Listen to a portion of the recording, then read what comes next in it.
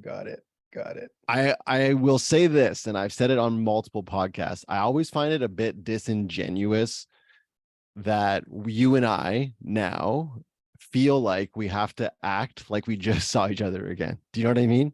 Right, right, It's right. like, oh, hello and welcome to, like, how are you? I've already asked you, but we will do that because I feel like it's just the way it's done. But welcome to the Brad Bodnarchuk Podcast, Monsieur. I'll do that for you as well. There you go. There you go. Tanguy Exume, welcome to the show, sir. Thank you so much, Brad. I'm very happy to be here. I'm very pleased to be on this platform. I like also in Haitian tradition, whenever they interview someone, we always say hi to the audience. It's Oh, like, amazing. I like it. thank you everyone for listening and tuning in today. So I'm Yeah. sending a big shout out to everyone who's listening to our voices, whether you are going to work, whether you're on your run, walking your dog. We see you and we're with you. So thank you very much for joining today. And yeah, I'm happy to be here. That's beautiful. I feel like you should just run the podcast. Well, I run a podcast too. So I the art know, of I know. the art of Segue. Re-educate me, although I see it blowing up all over social media. But for those people that maybe like, there's probably like 6 people in the world that aren't listening to it. But for those that haven't been introduced to it yet, explain to me. Actually, I don't really know the motivation behind it. Explain what it is, and then explain Mhm. to myself and the listeners how it came to be. Like what inspired you to facilitate it. Yeah. Well, the podcast is called the Teach Reach Podcast. Um, I am a teacher. I come from a long line of teachers, and all my family, a lot of people in my family as a side gig, they were radio hosts. So radio runs into my family, into my veins. I spent my teenagehood following my uncle around on his radio station. I was also presenting news in Creole, our main language in Haiti, from age 14 to 16. So being behind a mic, it's a big dream. It's a big thing for me. So I've always wanted to be behind a mic, and then I kind of like let that go when I went to university and started life and everything. And then, you know, during the pandemic, I sat down and I was like, I need to follow that passion, right? I love radio, I love voices, Mm. I love audio. And I was like, let me just go. And I hang out with a buddy of mine, Ian, who's also a teacher. He's the producer on the podcast. And Ian is kind of like the guy, the geek that doesn't like bad audio. So he's like, if you want to have my downloads, I need to produce this to have good audio. So then I went from, wanting to record something on my cell phone, kind of like a ghetto cheap way. And then he's like, no, you're gonna get in a closet. We're gonna put you in a sound booth, and you're gonna record properly. And the goal behind it is, I love storytelling. I love stories. I love to know people's stories. I love to share my own stories. As a teacher, I'm a story-based teacher, so it's more the content in my classroom is stories, whatever I teach, like whether if I teach science, whether I teach social studies. Right now, I'm teaching social studies, French, and philosophy, and we just tell stories all the time, and that's how we learn, because people are stories. People love stories. We go to the movies, we read books, we listen to people talking. We love stories. So that's kind of like what the podcast is about, right? It's about meeting people that can influence other people, and through people's stories, we can grow, we can learn, we can face our challenges. We can see someone at another situation. That's what they dealt with it. Let me try it. Or I don't like the way they dealt with it. Let me do better. So that's the Teach Reach podcast in a nutshell. I have a little section on the podcast that's called 5 Minute Teach, where I go solo, and it's like, I puzzle on a lot of things. Those are, notes that I write when I'm at a stop, at a red light. I have a little notebook in my car where I just write things. I can only write when I'm in movement. So whenever I'm moving, I get things in my head, and then I just write them down. So the 5 minute teach are where I go solo and with my audience. So that's a Teach Reach podcast in, you know, in a little nutshell. What has it done for you? Like, um, how has it shown up for you? Like, what is it doing for you outside of obviously these connections and obviously Mm. facilitating the stories, but also yourself sitting there and hearing the stories? But what does it do for you after? What does it do for you after you release it into the ether Ooh. and yeah, see what you and Ian are creating? What's the how does it? Again, I'll use the word like how does it manifest? Right.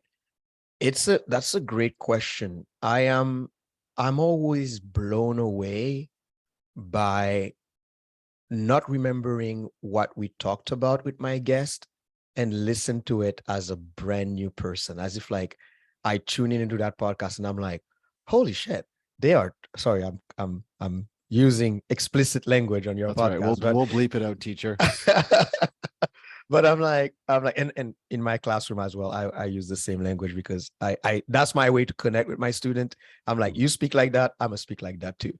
But I'm always blown away by the the depth and what we are able to talk about. Sometimes I prepare some notes and then I realize we didn't talk about my notes and it just went fine. And personally, what it brought to me, it brought a sense of like not accomplishment, but that I participated in something in this world, whatever it is. I participated in connecting with someone that I know or I've known for a long time or I don't know at all. And then I get into their own world. And then sometimes little things that they say come back to me while I'm, I don't know, going on a run or dealing with my kids. I hear something and I'm like, oh, that person talked about this. Like I'm learning to. My motto as a teacher is I teach to learn. I don't teach to teach. So I'm learning myself. Like the people I'm interviewing are my teachers. I am not the teacher. There's few places in my life where I'm really a teacher. Maybe when I'm meeting with parents, that's it. But other than that, I'm more of a student all the time.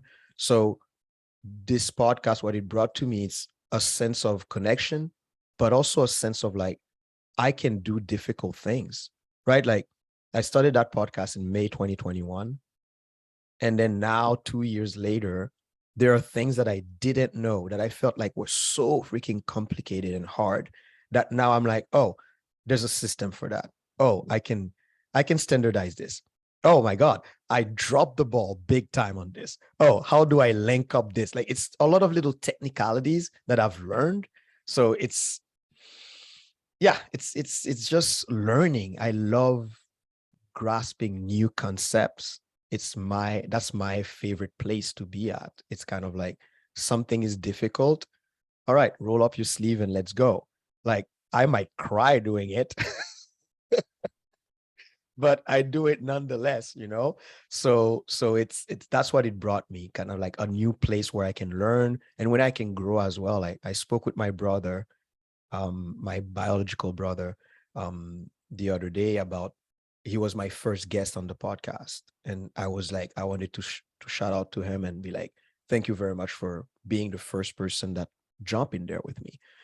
And he's like, dude, like the growth that I see in you in the last 2 years as a person, as the topics that you grapple with, as your way to host, as your ways to move in the world, it's commendable. So for me, it was more like, hey, it's my younger brother, but to be seen as someone that he values and I value him was means the world to me. And even if it's like two people downloading the podcast, my brother and my mom, I'm happy. Right. So that's that. Yeah. That's beautiful. Yeah, I love how you encapsulated that with that statement. And I work to embody that in most of my work. And I use the phrase, at times I'll be coaching, a sales team in a business, and I'll use the phrase, and it's not mine, but divorce yourself from the outcome. Mm, And the idea is just be committed to the process, just be committed to asking questions, just be committed to finding out more about that person. mhm. And through sticking to the process and through that consistency, then you will very likely get the result that you are looking for. Right. But Right. in the moment, divorce yourself from that. And something you mentioned that I'm really interested in, the idea of, you said sure, you are a teacher, and I look at teachers as leaders, and we'll come back to that that connection for me. But you mentioned that you feel like most of the time you're a student, and I like Right. to talk about always being a white belt, and comparing it Mm. to martial arts, like walking into a room, any room. If you have the mindset of a white belt, you can learn something from everyone, and you're never better than any one person or any one Right. thing. Right. Right. So for you, is it as you've gone through your career as a teacher, and now that you've worked through this podcast for the last 2 years, is it a conscious thing that you're doing? Are you like stepping into the room and saying, okay, be open, I'm a white belt? Or is it just unconsciously happening to you? It's almost how you're wired.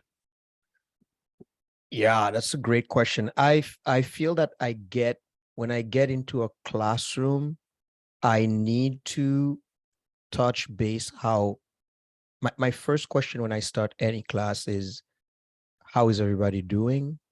Because I feel that the place where we are at in the body dictates how we're going to learn.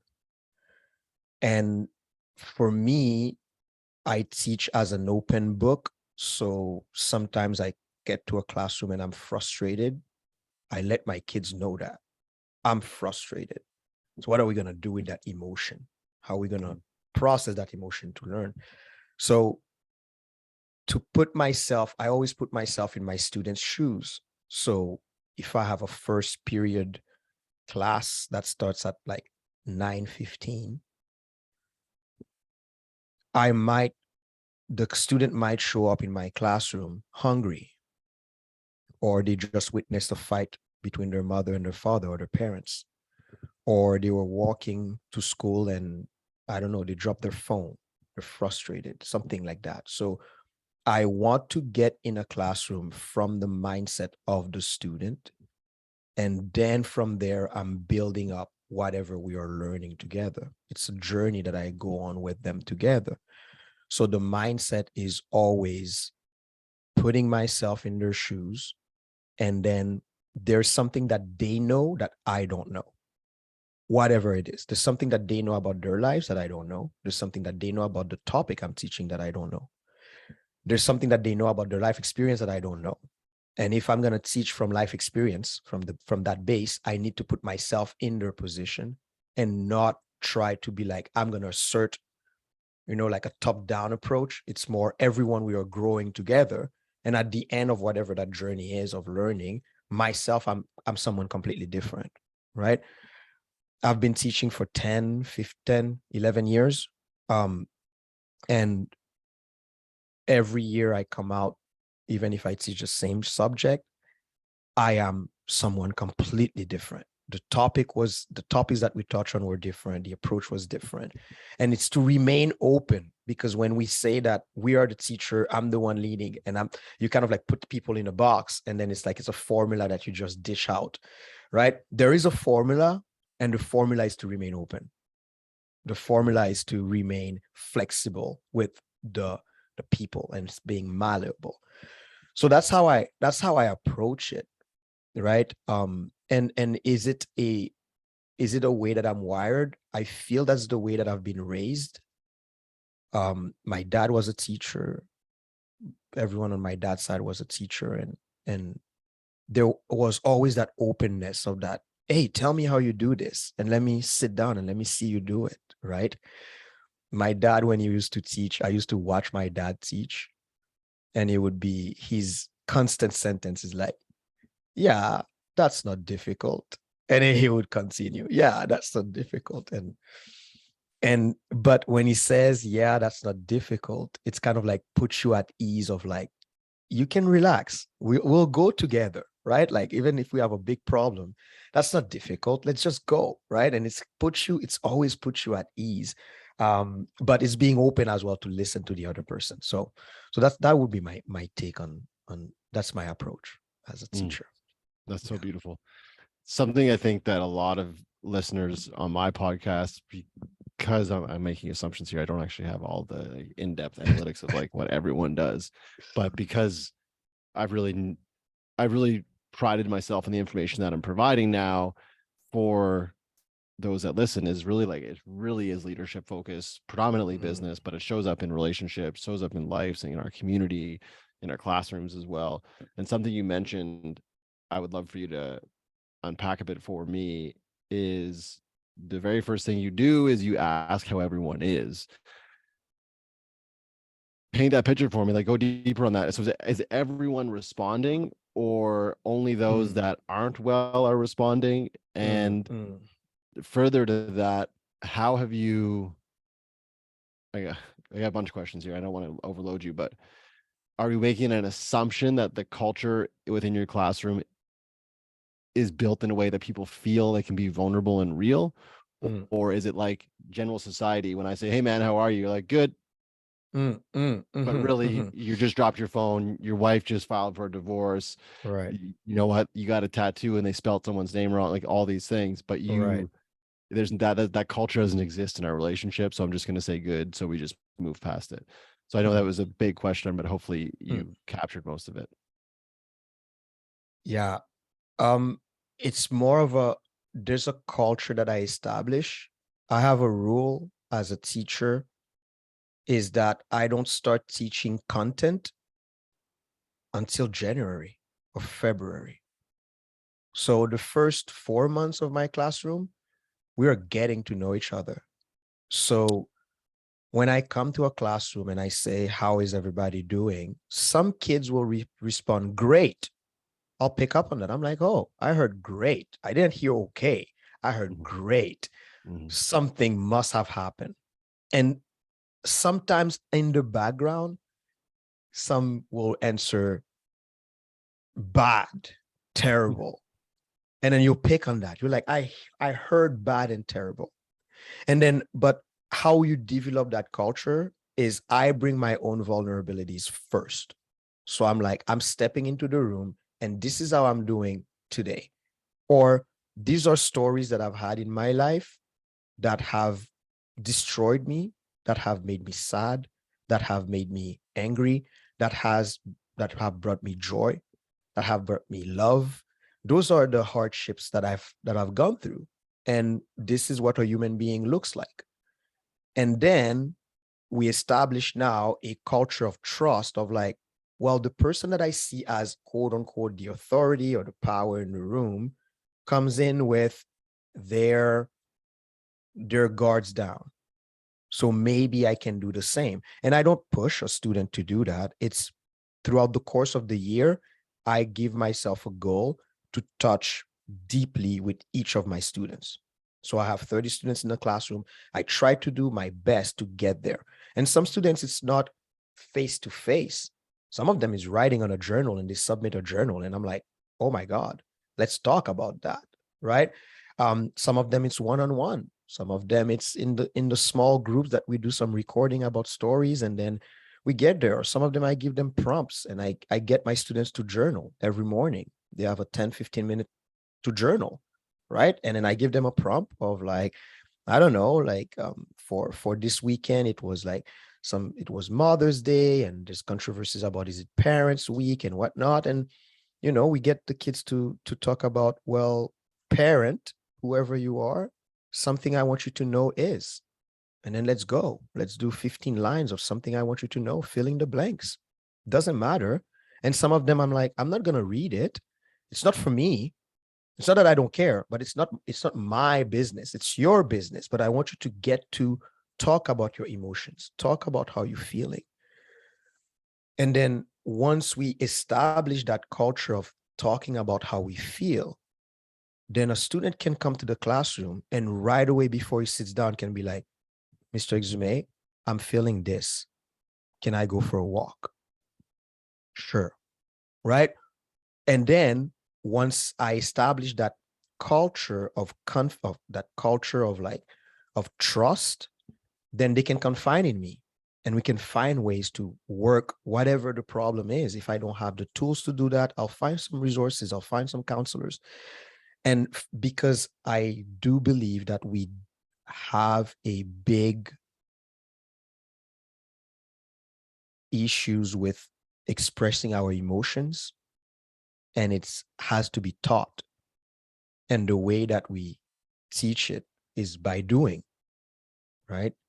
And students at 14, 15, 16 that learn to deal with their emotions when they get to be 35, 36, 40, and they get in relationship with people, they get to express or they get to work on the trials that life will bring them. They get to be able to express their emotion to their partner. This is what I'm feeling, right? And then they'll be able to speak with people instead of just, I don't know, bottling it up, and then who knows what might happen when we do that. So it's establishing that culture first. Again, just so beautiful. I feel like that could be a TED talk for all for all the CEOs in the world. And I really want to just call attention to one of the things that you said amongst all of that beautiful articulation was how you got there and creating that culture was you being vulnerable first. And that's something that I really coach my clients on. And one of the very first questions I ask in our sessions, in the first, second session, is I get them all with pen and paper, and it's private. And it is write down one thing that you are world class at, and write down one thing that I use the word suck at, but you could, you need work on, or it's a weakness of yours. One thing that you suck at, and one thing that you're world class at. And I'll have the president or the CEO, whatever the title may be, whoever holds the highest rank as far as the org chart is concerned, I get them to go first. Before they read it, I let them know the importance of what they're about to read. And what I mean by that is there needs to be some vulnerability in this, because if you say, I'm world class at being a leader, sure, and I suck at writing emails. It's just, we need something a little bit deeper here if we want to create a culture where your team and your organization feels like they can actually show up as who they are, as opposed to, oh, I should probably use less capitals in my emails. That doesn't help us as a business. Sure, it may help your emails, but I need to connect with you if we're going to take this to the next level, because having this surface level, I'm poor at how I make spelling errors, that just doesn't allow for us to truly get to it. So I love your example, and I think it is so true. And it is a system, or it is an equation, but that equation really calls for you, the teacher, or you, the leader, to do that, to lead, to show. This is the expectation within these four walls, within the culture of this classroom or this business. Vulnerability. And I'm going to show up first for you guys. And today I'm frustrated, and here's why I'm frustrated. And obviously being as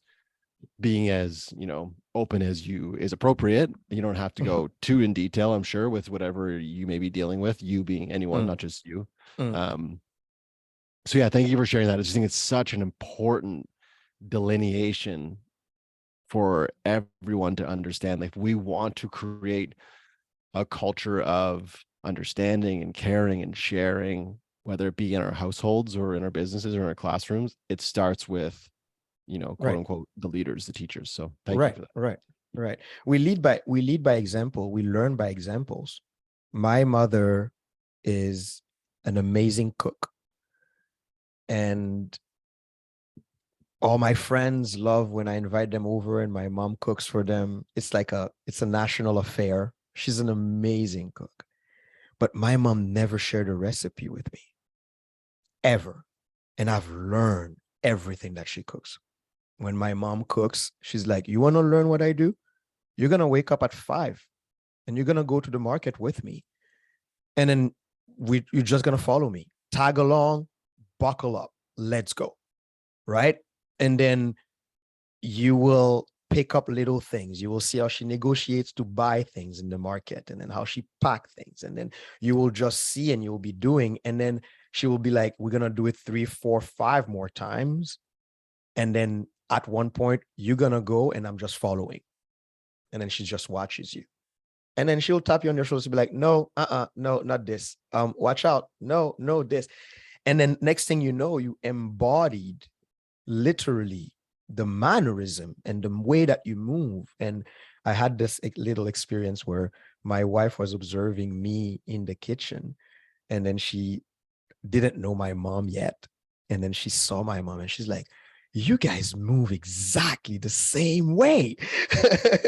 Right? Biology aside, it was more of a like, this is the way we do things. So let's do it together. And she led by example. And then it becomes a collaboration. And then now if I'm having a big meal at home and receiving people, my mom lives in Montreal. She want to be a FaceTime. She's like, put me on FaceTime. Let's do it together. And it's how we connect, right? And it's a I love the relationship that teacher and student can have. It's so beautiful. Mm. And as a teacher, I'm my students' biggest cheerleader. I am going to cheer for you. I'm going to root for you every single day. At the same time, I'm going to hold you to the highest standard possible. So as I'm cheering for you, I'm going to be like my mom tapping on your shoulder and be like, you need to go right here. You need to go left here. Or why are you doing this? Can we talk about it? What's going on? What did you think? Or do you have an inspiration? And now my mom, I can share little things for her. I'm like, oh, I was doing this recipe and I did this in terms of that. And she's like, I don't know, but let's see. Right. So that there's a relationship there. And I feel that we think that we have to live in a vacuum, isolated from people, right? When community is the best tool that we have to survive in this thing, right? To continue that voyage that we have in life. So yeah. Community, I love that word. Talk to me about leaders that you've come across in your life. Obviously, your mother being one, and obviously your father as well. It sounds like you have a high level of admiration for them, and they've really impacted how you show up in your life, both in your career and in your family. But talk to me about other leaders that you've either had direct contact with, or perhaps you've watched from afar, whether it be, you know, coaches in the NBA or someone on TV. But tell me about some impactful leaders that you've come across, and how that has, how that impactful leader has impacted you. Yeah. I I grew up playing sports a lot. My first sport was tennis, and my uncle was my coach in tennis. And I was a too aggressive player, right? I play serve and volley. I wanted to finish the points fast. So you serve, you charge the net, it's one exchange, and then you place the ball, and that's it. No patience, let's just go. And then my uncle would always be like, you need to be patient, man. You need to let the play develop, right? That was my uncle coaching me during tennis. And then in basketball, the guy that taught me to play basketball was just 2 years older than me. And then he had a saying of like, let the game come to you, let the defense take what the defense gives you. And I hated that. I'm a leader. I don't chase, right? So I'm gonna like assert my position. And when the way that he taught me to play basketball, I was big tennis player at that time, like in terms of like how much I played tennis. And then I used to go to that, basketball court and at that camp, and then I would see him play, and I really liked his style. And then I would be like, oh, I would like to play. And he's like, okay, you're gonna sit on the bench here, and you're just gonna, bounce the ball on your left hand, and then bounce the ball on your right, and between your legs, and everything like slow build up. And then he would be like, if you take what the defense gives you, you will always win. Don't force it. And at one point, the defense will try to adjust, and then you will dictate the game. All right.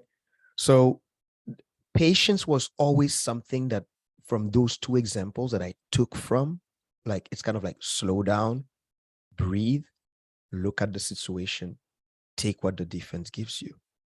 And I take that motto in my whole life of like, whatever the situation, there's always a position for me to win if I take what the defense gives me.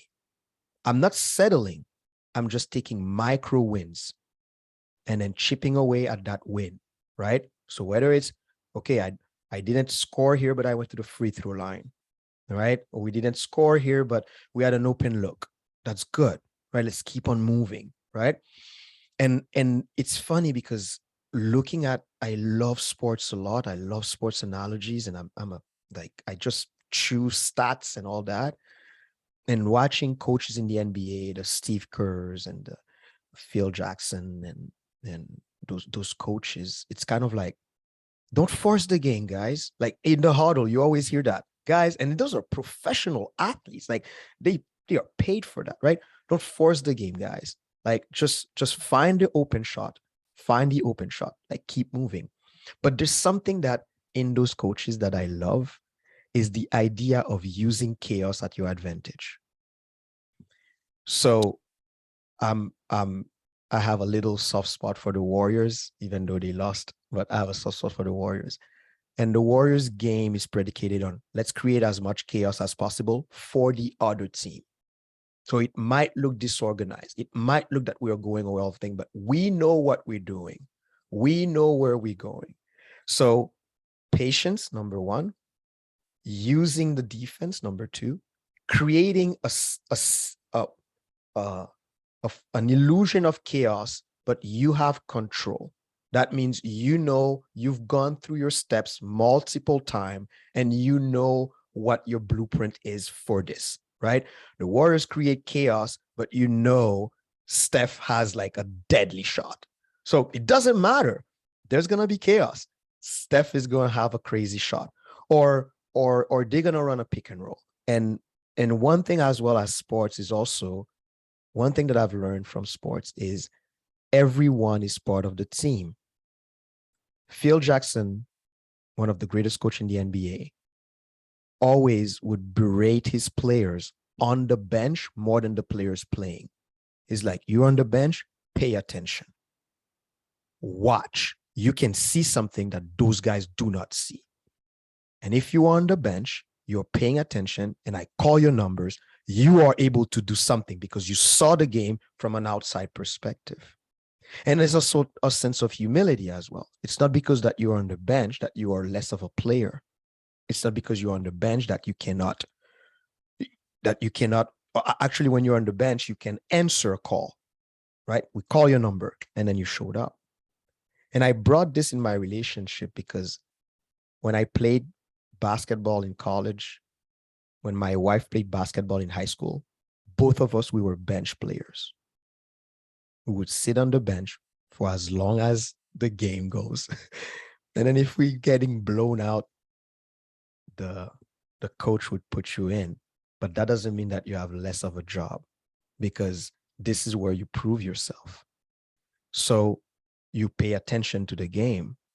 And I always said to my wife that the reason why we are strong as a couple is both of us, we were sitting on the bench at one point and we were looking at the game. We were watching the game from an outside perspective. And then we were waiting for our numbers to be called, to step in and then provide something for our communities. We looked at the bigger picture and we're like, as teachers, this is what's missing. As teachers, we need to be engaged in our classroom. As teachers, we need to provide a space for our kids to express themselves. As teachers, we realize that our students are missing the fact that they don't see vulnerable people in their world. As teachers, we realize that kids in grade 11 and 12 are panicking at what's waiting for them outside because they have zero example. Let's invest there. And then that made myself the good teacher that I am, right?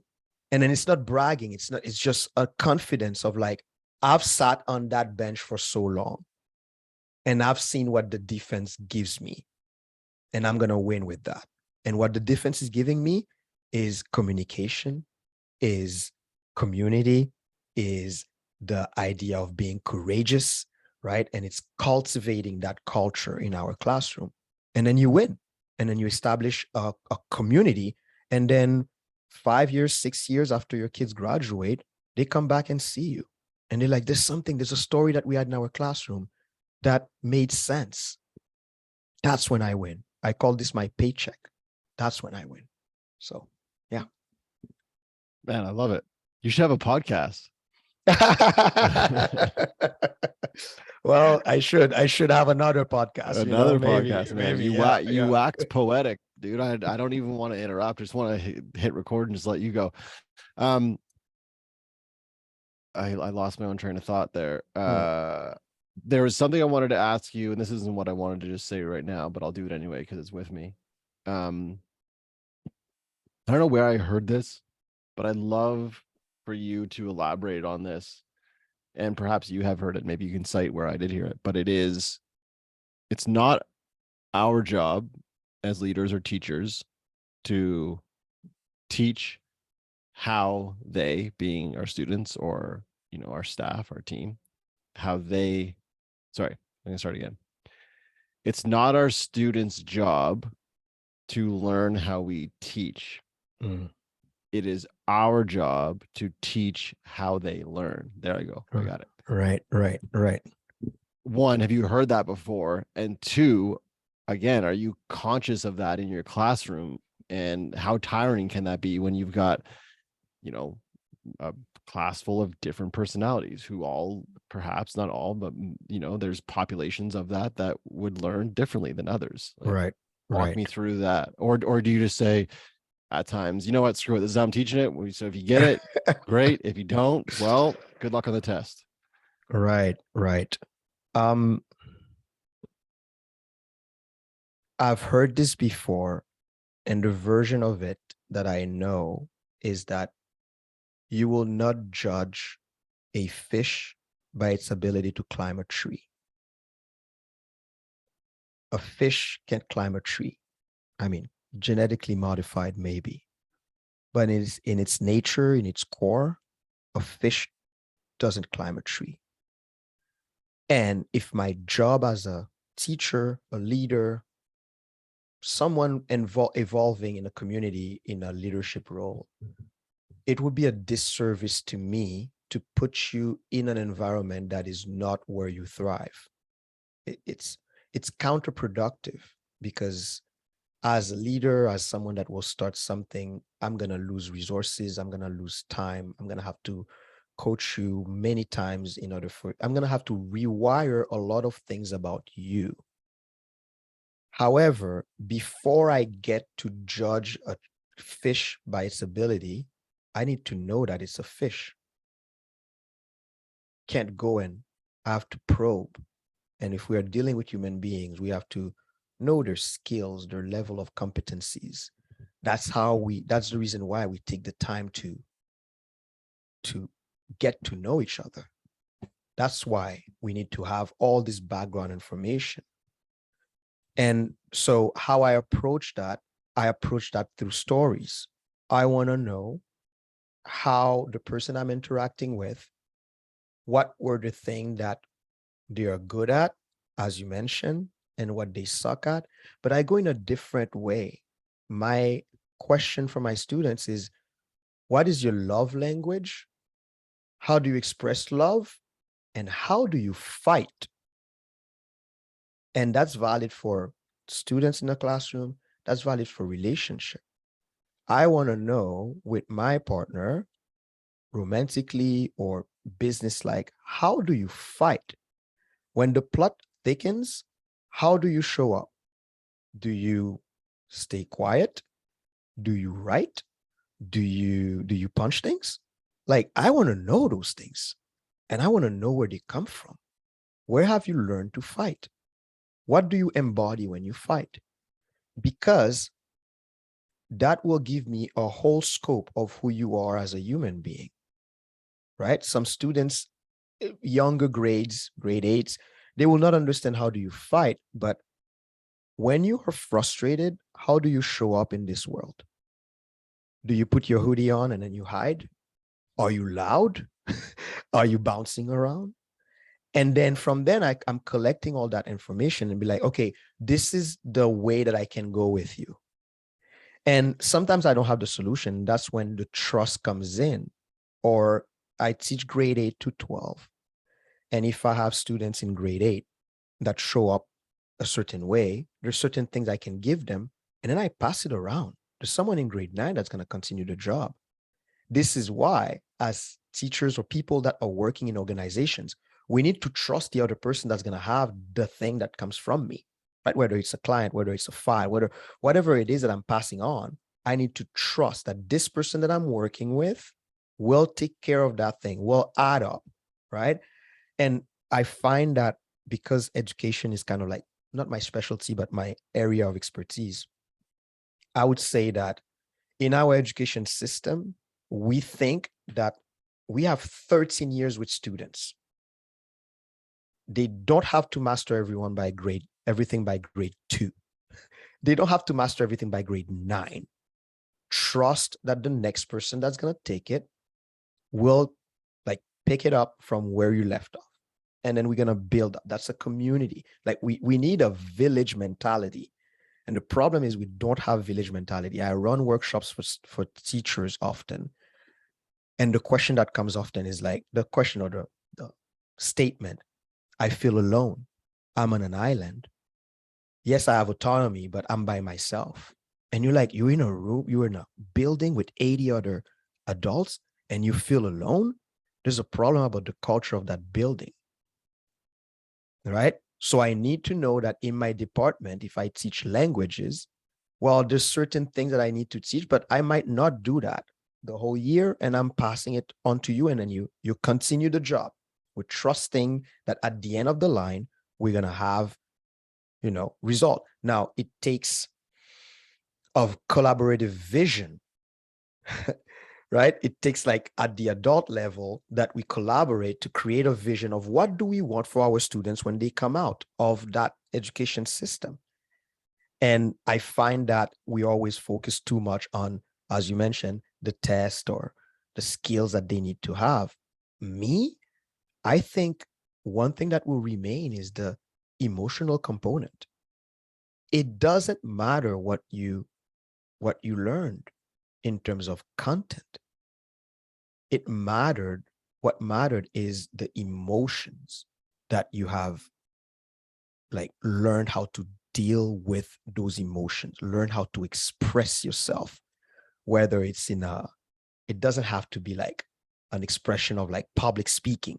No, can you express what's going on inside your head to another person, right? Because you are going to interact with other people.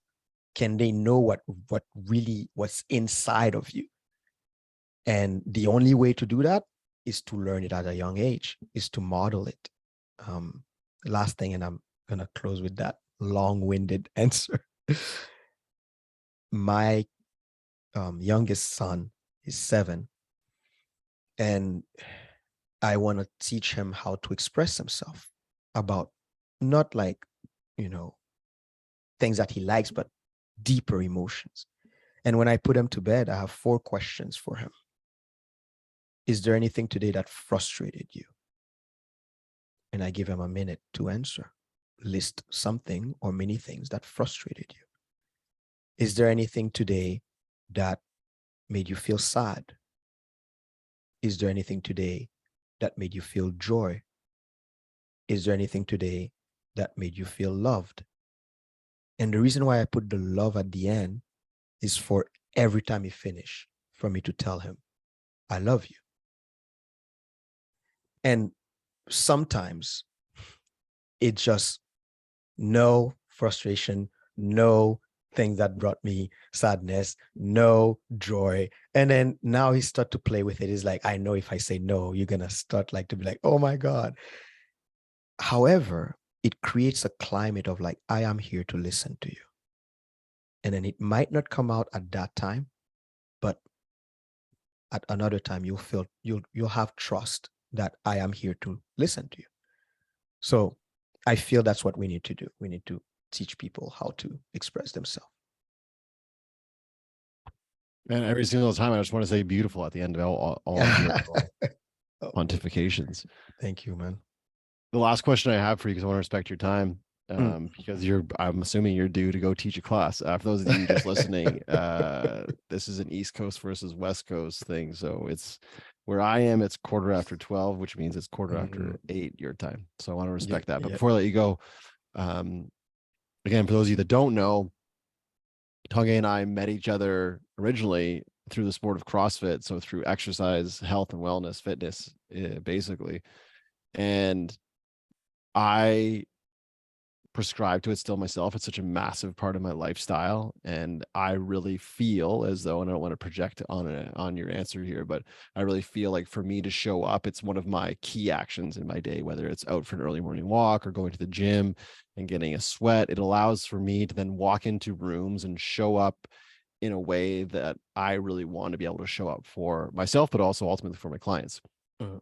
What are some things that have allowed you to really excel as a leader in the teacher role? And what are the things when you don't do them, whether it be daily, weekly, monthly, whatever it may be, that really you feel drags you down? So yeah, Mm. I'll just stop there. So as a teacher, what are the things that you can share that really allow for you to show up? And then when you don't do them, Mm. there's like pain points. For me, it's journaling. I journal every morning. Um, I'm up very early. I understand everyone has their own rhythm. However, for me, the early morning is the perfect time. Um, my go-to phrase is that no one needs me at 4 a.m. If someone needs me at 4 a.m., I'm doing some dodgy business. However, however, I need myself at 4 a.m. So I wake up, I journal 10 minutes, 15 minutes. Then I go to the gym. I need to be active. I need to move. I coach up. I coach some CrossFit classes in the morning, 5:30. So I try to get a workout before the class shows up at 5:30. So 4:30, I'm in the gym and there's some people there and we're just like working out. However, for me, it's not just the physical, it's the mental aspect of it. It's the space where I can forget my name. I can forget about myself and I can train myself as well to be mentally focused while my body is fatigued. And then sometimes the chatter that you have with yourself, you realize the voice, there's a different voice that come out when you are, either on a run, and then you kind of like train yourself to talk to yourself in a certain way or to deconstruct the story that you've known for a long time, right? Um, or you trash talk with people as well that can help to. However, the journaling component for me is the place where I contemplate my own story, I contemplate my own tendencies, I talk to myself, I reflect on something I've said, something I've dreamt about, something that bugs me, right? And there's a philosopher, Arthur Schopenhauer, who said that it's really hard to lie when you write because the lie is right in front of you. And then all of a sudden, when you put it on the page, it's a different person. So it helps me practice saying the truth to myself and the truth in all its facet, right? Like we always think that truth is beautiful, but truth can be ugly as well because you have to confront it. Yet it's a muscle. That's why it hurts whenever we say the truth, right? We say truth hurts, but we have to confront it. So we practice saying, the truth. And that helped me show up in my relationship better. And if I don't journal for 48 hours, I feel like the chatter in my head is like so big that I have to put it somewhere on the page and then dump in there. Um, and then I can go back to it. I read journals that I wrote like, 2016, 2017, and then to realize what my life was at that time and where it is right now. And then it helped me practice what I preach, which is expressing my emotions. So I express it there, and then it helped me show up better for my classroom, better in as a father, better as a husband. Um, and so I know that some people writing can be terrifying because they're like, well, I they have different stories in their head about writing, and I would invite people to confront those stories. And the question that I have for you to confront those stories is, when you say writing is not for you, what voice do you hear in your head? Is it your own voice? Is it you, really you? Or or is that teacher that said that your writing was ugly? Is that teacher that says don't hold the pen the same way? Was that, I don't know, this partner that you have that didn't like a letter that you write to them? Maybe. Who's speaking? Whose story are you hearing? Is it you, your own story, or is it somebody else's? Again, beautiful. That's all I have to say. Yeah. Thank you so much Bro. for sharing everything you shared over the last, I think, just under an hour, 53 minutes. Yeah, I don't want to complicate this, so I'm going to keep it succinct, which is difficult for me to do, but I will do my best. I want to just say thank you for everything you shared. So much, so many lessons and so many nuggets and wisdom that you carry and share within your words. And I feel so lucky that I got to sit here and just take it in. And I feel so blessed that I get to share it now with my listeners. So thank you so much for being who you are. And thank you for seemingly being unfiltered and just showing up as you. So thank you again, numerous times. We talked about the podcast, your podcast, the Teach Reach podcast. If people want to reach out and they want to engage with you or with the podcast, how best they do that? The best way is through Instagram. We are at Instagram on at teachreach_podcast. We are available on all the platforms, wherever you get your podcast: Apple, Spotify, Google, Amazon, and iHeartRadio, and a bunch of there's so many platforms that is like, it's just, you can't miss us.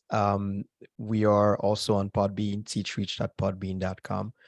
And it's just, I love how people like you offer their space, their listeners, and their care and their attention and their time to just share to the world, right? Either your voice on your own, with your own guest, or your own solo episodes, or bringing people like me. So gratitude is something that we have to practice daily, right? And I'm always super grateful for people, time, and people's energy, and people's presence as well. So thank you so much for offering me that platform. And we have an episode that we recorded, you and I, and listening to that as well myself in the background. It's always like, it's great, and I can't wait to have my own listeners listen to it. So it's kind of a collaboration, brotherhood that's and we lack that too. We talked about community, but brotherhood is something that, community among men is something that is very, very necessary. We have a lot to learn from our counterpart, people that identify as women, that have developed that for millennia, centuries, that they just realize how valuable it is and how it can hold the entire fabric of the universe. And I feel like brotherhood is necessary to hold that thing, right, and to carry everyone through life. So I'm super grateful and happy to have had that opportunity and to have had you on that path with me. So thank you so much for that. Yeah, thank you. Okay, wow, amazing. What a fantastic podcast. And I say that because I really enjoyed it. I enjoyed sitting and listening and holding space for you as you shared, again, all your wealth of knowledge. And I want to take a moment to say thank you to all the listeners. If it wasn't for you guys, it would just be the two of us having a conversation, like I always say. But hey, that would have been beautiful as well. But now you have the opportunity of being a fly on the wall and participating in this conversation. If you feel like this podcast would help someone else, they would enjoy it, it would mean the absolute world to both of us if you would share it with them.